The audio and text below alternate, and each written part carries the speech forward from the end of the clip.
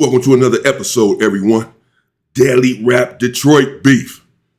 2 rappers killed at an after-hour spot over a chain. It's been going up in Detroit and it's going up all over the world. 42 Doug and Sada Baby had gotten into it and their camps got into it. 2 individuals end up dead. This is the Family TV. Check this out. Nobody wins when the family feels. In the morning, you be gone by the night. And I got Steve with me. Johnny got a 50 on him. Tank put a 50 on him. Scoop put a death nah. Dropping foes, bitch, you bet not. I'm all on Hayes trying to catch Johnny. Now, T Grizzly had a birthday party, and they say that you actually dissed Sada Baby at that birthday party? No, I don't think I dissed him. I just was talking shit. Smart nigga, ain't like a dart nigga. When you score, nigga, think I'm lying, that's so dog, nigga. Don't be the next nigga, just shots up in that bar, nigga. We the wrong niggas. All that screaming, watch your tone, nigga. Pick up that chrome through and get the ring like a phone, nigga. Like, I don't know, we just did a song. We ain't really dissing. Okay. No, we ain't really dissing. Because I remember at one point there seemed to be like some tension. I remember I interviewed Sada Baby, I mentioned her name. He's like, I don't want to talk about it. There's a rumored beef between you and 42 Doug. Mm-hmm. No, we're not talking about that? Sorry. Okay, so no comment. Okay. Nigga, they came and asked me, nigga, is it cool if all y'all go stand over here so we can do the swag camp shit? But we want to do the rapper edition since we got so many of y'all here. And a nigga fucked up ass man, they would have wanted me to say, hell no, I ain't going to stand getting on the Jumbotron because Doug right there. Nigga, Doug wasn't about to say, hell no, I ain't about to go get on the Jumbotron because School right there. The fuck I'ma miss my good look for? Yeah. And y'all niggas be want niggas to do shit. Let me say this, bro. This is for young niggas and old niggas who still trying to lead. Motherfuckers be wanting you to do shit that they wouldn't do if they was in your position. Another injured after an early morning shooting at a Southfield restaurant. I'm in Southfield tells me the restaurant is sometimes used as a private space after hours. You know what's really sad when you think about it? As a kid, you don't choose your neighborhood. You don't choose what block your parents can afford to live on. And you damn sure don't choose who else growing up around you. You're a kid, so naturally, you make friends with the people around you. And depending on where you grow up, the mindset could be completely... What first comes to mind is just how individuals always have some sort of beef with one another in the industry or in whatever field. Once you are successful, you can expect it, even from another successful person, but particularly unsuccessful people. You're going to have strife and animus no matter what the situation is, even if you try to avoid it and divest yourself of it. It's just hard to get around once you become successful. And then in this culture that, you know, some of us are a part of, it's even worse. Different. In certain neighborhoods, kids are introduced to survival mode before they even understand what survival mode is. And don't get it twisted. There's good people everywhere. But when you're young and surrounded by certain things every day, eventually some of it become normal. Then you get older. Some people grow out of it. Some people don't. Some people become successful. Some become rappers. Some become athletes, businessmen, whatever. But everybody around them don't grow with them. And that's where it gets dangerous. Because while your life might change, old neighborhoods still got new conflicts. Old friendships turn into different sides. People get killed. People want revenge. And when somebody from the neighborhood becomes famous, who does everybody attach the violence to? The biggest name. We covered several stories out of Detroit involving what was once a very public situation between Sada Baby and 42 Doug. I'm not about to spend this whole video recycling that history. We'll touch on what matters, because this time, neither one of those rappers was there, but people connected to both sides were. 2 men were gunned down during an after-hours situation at a local restaurant. And although this didn't happen in Detroit, the victims have connections that immediately brought that old Detroit history right back into the conversation. One man from that side, another man from the other. And once people figured out who they were, old songs started resurfacing. Lyrics where one of these men were allegedly referenced, one seemingly showing love, while another appeared to speak about catching him. With me, Johnny got a 50 on him. Tank put a 50 on him. Scoop put a 50 on him. All of a sudden, niggas deaf now. Dropping foes, bitch, you bet not. I'm all on Hayes trying to catch Johnny. Then came the allegations about what actually happened that night. According to what's being alleged, somebody tried to take another man's chain. That robbery attempt turned deadly. One man was killed, then another person allegedly returned fire, killing the man that was responsible. In this video, we're going to identify everybody involved, separate what's confirmed from what's being said online, and break down exactly how two men connected to opposing sides of a Detroit rap conflict end up dead at the same after-hours spot. Because this story shows you something. You can grow, you can get money, you can become one of the biggest names to ever come out your neighborhood. But sometimes, the things attached to that neighborhood don't grow with you. But before we go over this one, I want you guys to remember, I don't give you no angle. Yeah, and just like Sada Baby had said earlier in the clip, that individuals want you to do things that they are unwilling to do. And this oftentimes happens. This is like a prophecy of his, if you will, because if this has any connection, then these individuals lost their lives over a beef that you got, and y'all sitting back chilling with y'all big chains on. 42 Doug and Sada Baby still sitting back chilling, making their money, waking up, living their life, and two people are dead. But it looks like, even though there may have been some animus there between these two individuals, personal, whomever they are, it also looks like it could be a situation where someone just snatched the chain. He opened fire, killed the dude, and then somebody opened fire on him. He apparently wasn't paying attention. Maybe someone from the back or something killed him. That's crazy. So this may not be over this beef in particular that these two individuals have. It just so happens that they're from this same area where these individuals have been going back and forth with one another. But other than that, it could be, well, but I mean, I don't know, who knows? I just give you the story. So with that being said, make sure you like, comment, and subscribe. We'll jump right to it. A few months ago, I realized I was probably overpaying for car insurance. Like every year, it just kept going up and up. And I never really questioned it. The insurance company count on that. Okay. Most people, let's get to this video. Or something. Or we just beefing that fucking hard. Yes, my side and his side don't fuck with each other. But watch this. Yeah. My side and his side didn't fuck with each other before me or him was the main niggas from both our sides. Yeah. You see what I'm saying? I went to high school with Doug. Niggas don't even know this. Me and him went to Denby together for a year. Well, I wasn't even there the whole year. I got locked up. Like 6 months through high school. You feel me? But me and Doug went to high school together, bro. Secondly, I don't have no problem with that man, bro. Like none. We don't got to be best friends. We don't got to have no music together. Y'all don't got to see us following each other, in each other comments, anything for y'all to have in y'all brain that we don't have a problem with each other. But because y'all see narratives on Instagram, because y'all think y'all deciphering rap lyrics and all that type of shit, y'all think me and this nigga just the biggest option, just beefing whatever the fuck. Yes, our sides don't fuck with each other, but as far as me and him go, I done been around that nigga in personal spaces, nigga, over 7 times, nigga. And guess what? He ain't do nothing, and this was about to kill y'all. Watch this. I ain't do nothing. Nigga, I did nothing neither. You know what I'm saying? Like, it's not that I don't walk past a nigga. Like, bro, it's like y'all don't got to say that all the time, or you try to say that to get the reaction you want. Well, I mean, there it is then. They don't have any beef, any real beef. Any beef that they may have is just on the internet or in rap lyrics. That's it. They don't have any real beef. He just said they passed by each other, ran into one another 7 times. And neither one of them did anything. Okay, that's not beef. They don't have any beef. 7 times they ran into you run into each other 1 time and you have beef, it's up. Then it's up when you run into each other.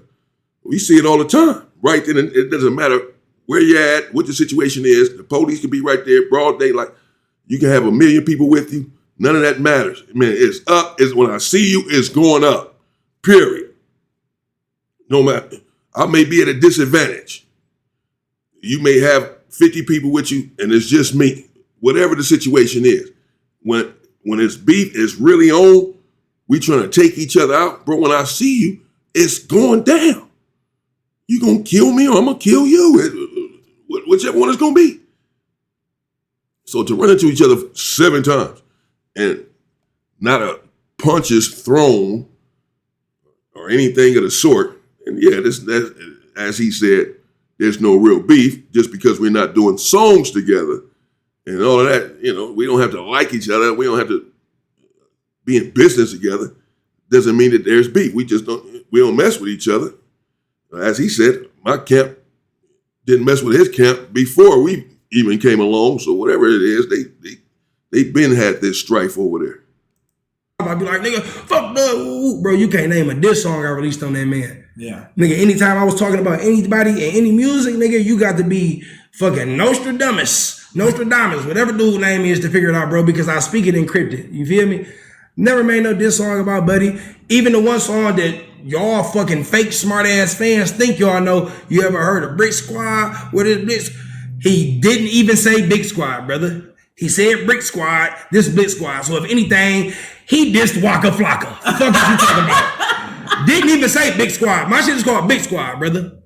You feel me? So like even that song, people be trying to rap that to me like it's trolling me, like y'all saying it the wrong fucking way. You feel me? I got no problem with Doug, bro. At all. I want that nigga to keep winning. Nigga, hopefully life allow me and that man to do some music together one day, bro. But I don't have no problem with Doug, like at all. Like we not beefing. Not none of that. Nigga, not my op. I won't get no points for beating that nigga up if we was to fight, you feel me? Because he way smarter than me. And you know what I'm saying? He might be fucking Uriah Faber with his height, you feel me? You know what I'm saying? But I'm saying that we was to fight and I was to beat his ass, nigga, I wouldn't run to the internet and be like, nigga, I just beat up Doug. Bro, the nigga 410, found one, you feel me? Like, now I know that clip was a little long to be after the intro, but it was necessary. That was Sada Baby speaking on the beef between him and 42 Doug. Now here, not a whole lot of beef because he said that, I mean, I don't know. Unless it's for the internet, he is doing the interview there. It could be a throw off. You know, it's the streets, man. But he seems sincere. He says there's no beef. I mean, the proof is in the pudding. He ran into this individual, 42 Doug, 7 times. Nothing happened. He just said, hopefully one day we can do music together. So he seems to be mature and has his head screwed on right, and level-headed about the whole situation. You see, at the Vlad interview, he didn't make a comment on the so-called beef. His people didn't let him. It looked like he was about to say something, but his people didn't know. He's not going to speak on that. So they don't want to be on the internet going back and forth and all that. He didn't even make a comment on it. He wouldn't even comment on whether or not he had beef with him on that platform, but he's commenting on it here, as we can see. But he said, you know, one day we'll do music together, hopefully, man. I have no beef with that individual. I can't do nothing with him. He's too small. I'm not going to get any stripes if I whoop him. And if he whoop me, I'm damn sure losing all my stripes. So it's a no-win situation for him. And it ain't that serious for any blickies to come out, any gunplay, or it would have already happened. They ran into each other 7 times. He said, man, hopefully we can do music together and all of that. But that's his side. Don't know how 42 Doug feels exactly. He may say something totally different. That's the thing. He said it out his own mouth. It's neighborhood beef that we all know how it go. It gets inherited to the next generation, unfortunately. And that was no different in their situation, according to him. Now, before we go over the recent details of the new situation involving both camps, let's talk about briefly where they from. Now, at the bare minimum, we know both Sada Baby and 42 Doug are rappers from the east side of Detroit, Michigan. Despite being from the same side of the city, their neighborhoods are divided by deep-seated street politics. Now, 42 Doug, Deion Hayes grew up in the 6 Mile area, specifically around the Witter Avenue on Detroit's east side. Sada Baby, Casada Sorrel, raised his flag in the 7 Mile area, specifically repping the Regent Park neighborhood. When it comes to their beef, it boils down to their blocks and the specific sets they claim. The Crip side is 6 Mile. 42 Doug is heavily affiliated with the Rolling 60s neighborhood Crips and a local set known as the 6 Mile 42 Hustle Boys. The 42 in his name directly honors his neighborhood crew. 4 gang in this bitch, throw it up. 4 gang in this bitch, 4 gang in this. Hey, I'm Whittier, I'm Then you got the blood side, 7 Mile. Sada Baby represents S&B, 7 Mile Bloods, a powerful and deeply entrenched local blood set in Detroit. Niggas know I'm big blood from my name card. From out west back to my hood, they don't play about me. 7 Mile to Cap. Now fam, based on what I was told, 6 Mile versus 7 Mile territory war in Detroit, the street rivalries are heavily dictated by block geography. Even before national gang names like Bloods and Crips became prominent in the city, different mile roads fiercely guarded their territory, drug trade, and local pride. And as both artists blew up nationally, their street beef blended into their music. Subliminal disses and lyrics, social media call-outs, and refusals to collaborate turned the localized neighborhood turf war into a high-profile rap feud. And unfortunately, many people in the process lost their lives, including some in which we covered. Fast forward to August 9th, 2026, and this time, unfortunately, a member from both sides will lose their life in the process. It was early morning hours at Hidden Gem Restaurant in Southfield, Michigan, around 3:30 a.m. The establishment is located in the 16,000 block West 9 Mile Road. Now, a lot of the rappers also get jury from there. It's an establishment with many stores, also a restaurant, but as mentioned, at this time it hosted an after-hour spot. In attendance, Christopher Griffin, 24 years old, aka C2, affiliate to the Rolling 60 Crips, and was a branch off clique connected to 42 Dub. Then you had Johnny Jackson, 28 years old, aka Fat, aka Johnny. He's allegedly connected to the Bloods,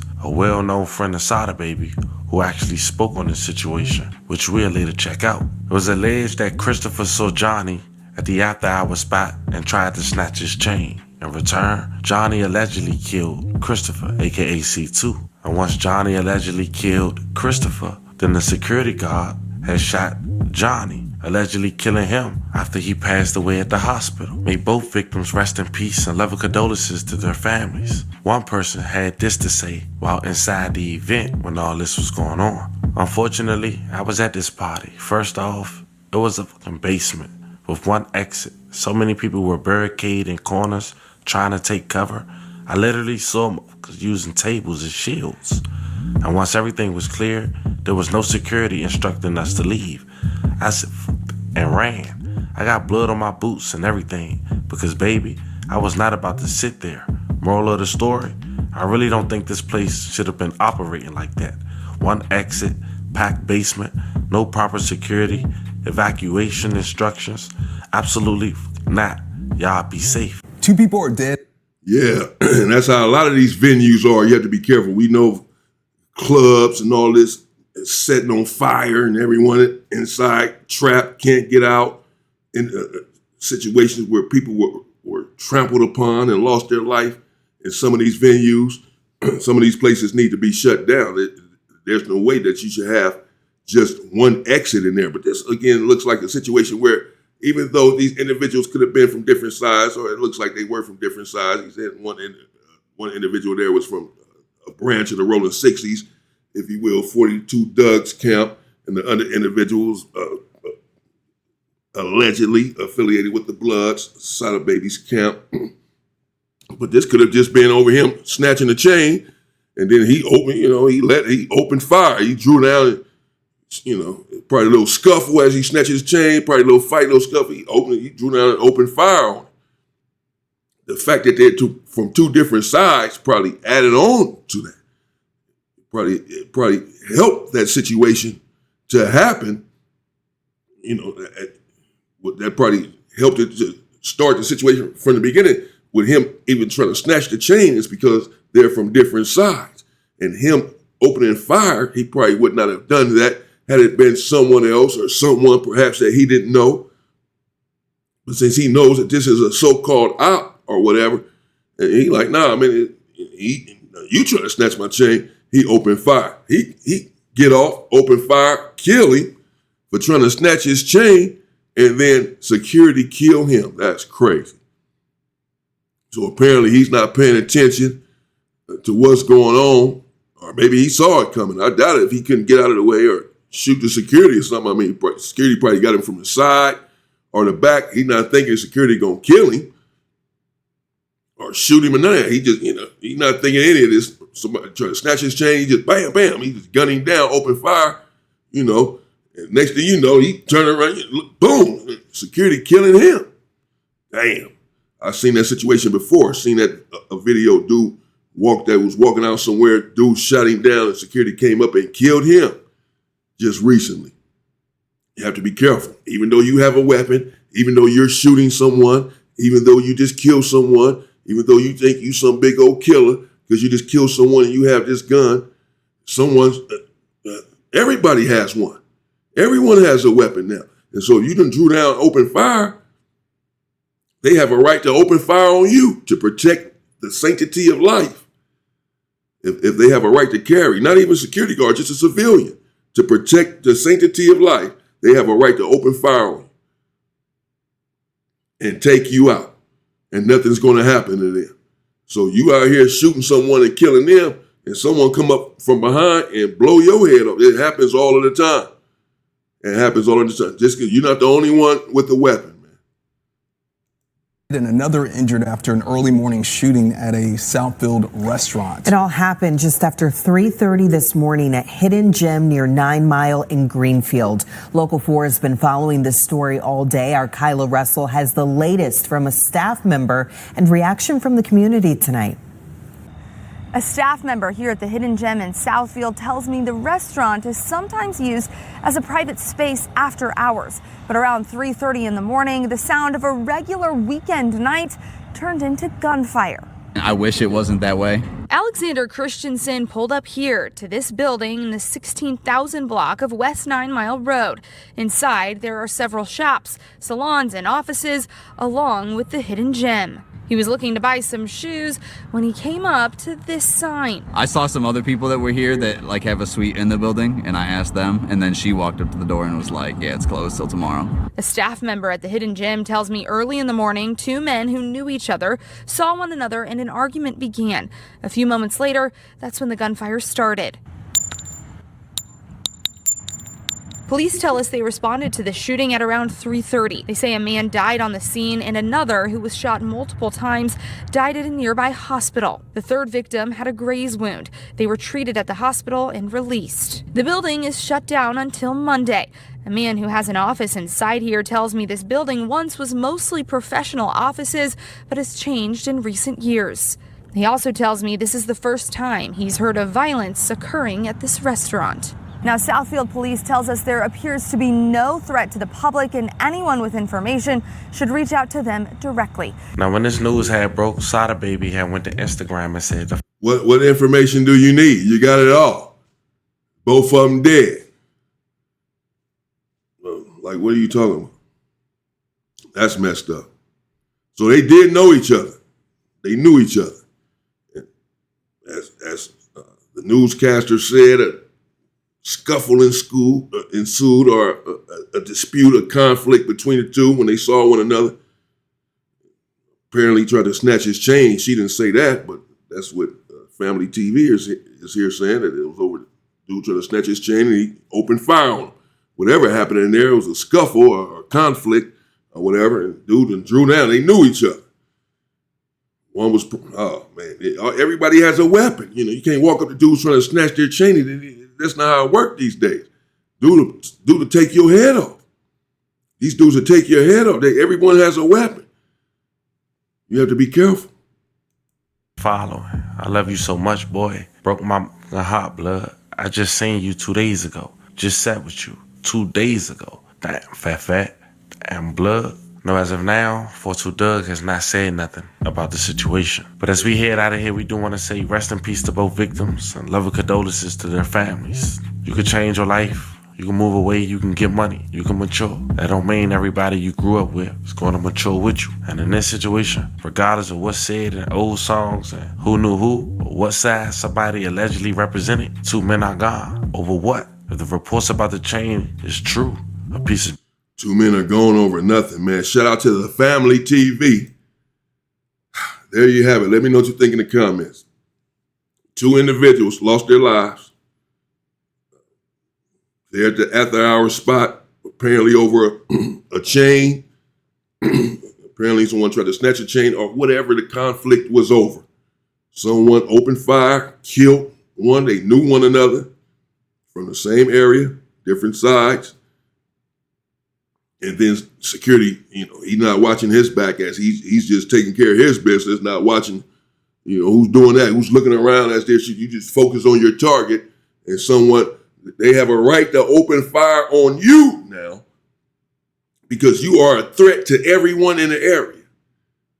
Even though you're shooting someone else, they still have a right to shoot you, anyone, because you are a threat. Who's to say once you finish shooting him, you're not going to turn around and just start shooting everybody? You just black out and lose it or whatever. Once you show a weapon and open fire on someone with the weapon, anyone in the public has a right to take you out. To protect their own life or the lives of other civilians. So you have to be careful. They didn't just make the weapon with you. Rest in peace to those two brothers. Hate to see these conflicts continue on in the industry. If we all can come together, pool our resources, we can build our own studios, our own record companies, our own everything, our own farm, our own land, our own hospitals. We had all of that before. Yes, I know, but we need to do this again. We first have to unite and knock off the violence as it relates to one another. There you go. There you have it, man. Let me know what you think in the comments. Stay safe and stay free, people.